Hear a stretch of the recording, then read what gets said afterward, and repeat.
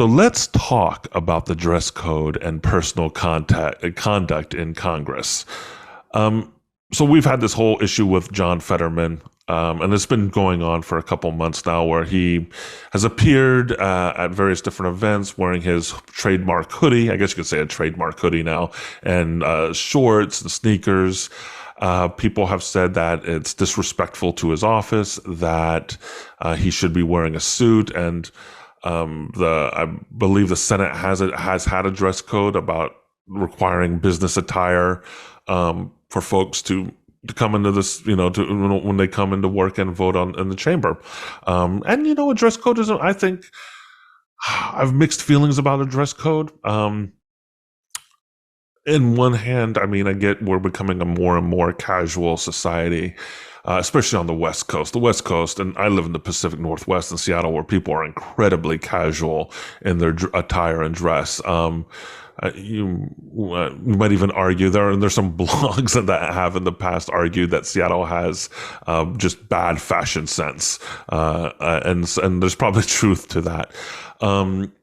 But I do think there are certain moments, there are certain places where that requires you to dress in a dignified manner, like to conform to some cultural standard or some sort of dress code. And I definitely think the Senate is one of those places. And when you're talking about major legislation or giving a speech to the press about major legislation, you probably shouldn't show up in a hoodie and shorts. I get others might disagree with me on that topic, but I don't think it's very professional. And I actually will go so far as to say it's disrespectful to your colleagues and to the audience. Diminishes the role.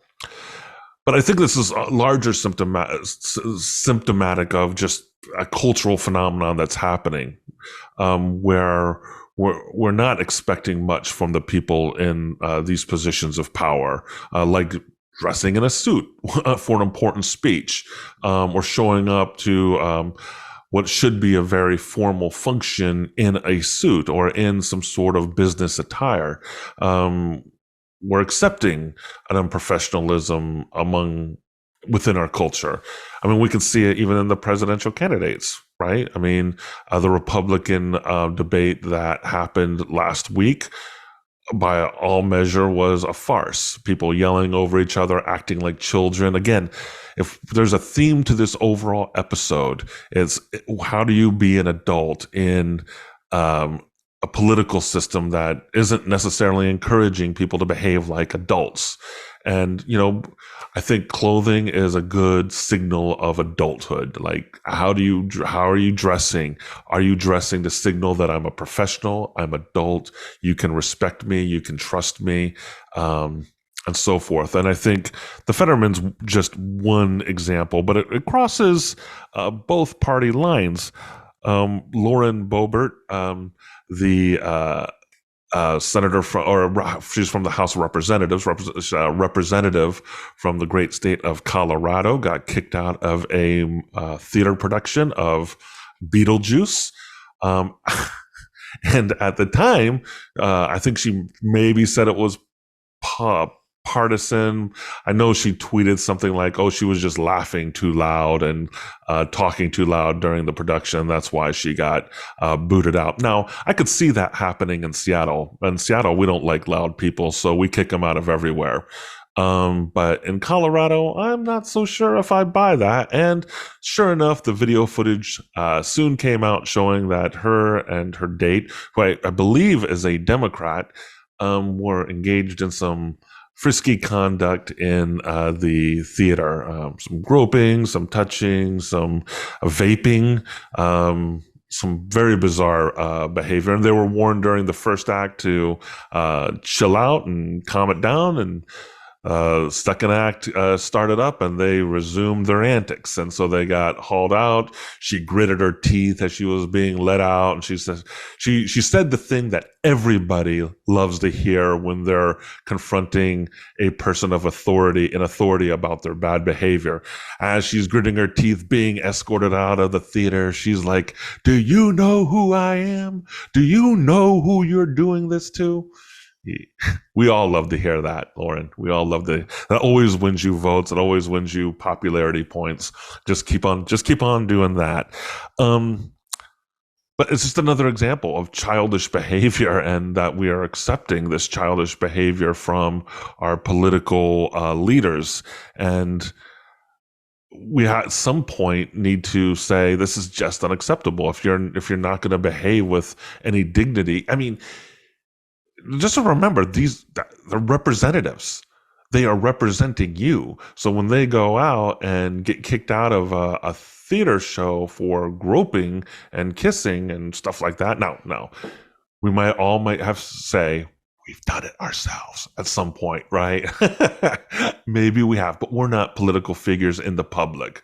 And she's your representative, as is Fetterman is your representative. So if they're not going to respect their positions by dressing appropriately for certain activities, or gritting at people and saying, "Do you know who I am?" when they've clearly been misbehaving in a public place, then you've got to they have to hold them accountable and say, "Hey, you're my representative. I don't want people representing me who are going to be an embarrassment."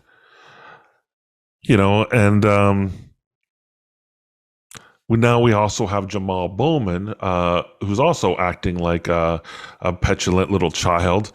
He's a representative, I believe, from New York, represents the Socialist Party, and during this budget standoff, and which luckily resolved in temporary budget being passed to get us through the next 45 days, Mr. Bowman decided to pull the fire alarm. Now, I think initially he said that was an accident. There's an investigation going on, so we could say he allegedly pulled the fire alarm. Well, if he did, and he did it for the reasons a lot of people suspect, to disrupt the vote, then that's childish. That is incredibly childish, because, again, getting back to the ethical position of your job as a representative, it is to represent everybody in your district or whatever area you're representing, but also the rest of the country too. I mean, a lot of people, if that spending bill had not gotten passed and the government had to shut down, a lot of people's jobs would have been suspended. Their paychecks would have been suspended. Services would have been shut down. The stock market would have likely been hit, and people's 401ks would have been damaged. I mean, there's a whole cascade of impacts from a government shutdown. So why try to make it happen, and why act like a petulant child if something's not in the bill that you wanted to be in the bill? Why pull a fire alarm like you're a 10-year-old at your middle school?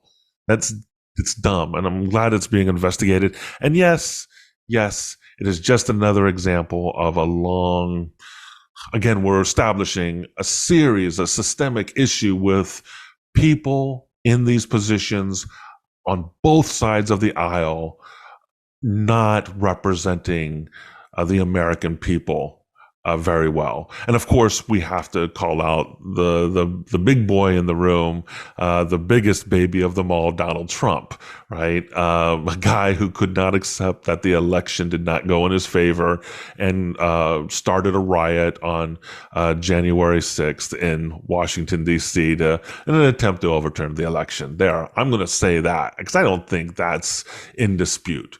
There's going to be trials about it. He's probably not going to experience the punishment like people are foaming at the mouth for in regards to them. And, I honestly think he's probably going to win the election against Biden, because I don't think Biden just has it together to beat Trump. And I think people are upset about the economy and inflation, and that's ultimately going to make Biden a one-term president, unless he pulls off a miracle and turns things around, or maybe thinks about doing the ethical thing and step down and let somebody younger like Gavin Newsom run for office, or somebody else. I'm not a big Gavin Newsom fan either, but I'm just saying Biden's going to lose. And I'm not going to go as far as other people to say that it's a complete threat to democracy. Maybe it is.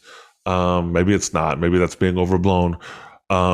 Different people are going to have their opinions on that. But what we do know is that Trump is my issue with Trump from the very beginning, from the day he announced his candidacy, is that he just did not have the temperament he just does not have the temperament for a presidential position.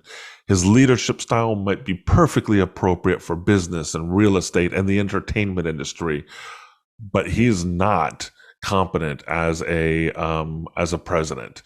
He's probably going to win. And I don't think it's going to be the end of the world if he does win, but it'll be painful because I think you will see an eruption on the left, similar to the last time that he was elected.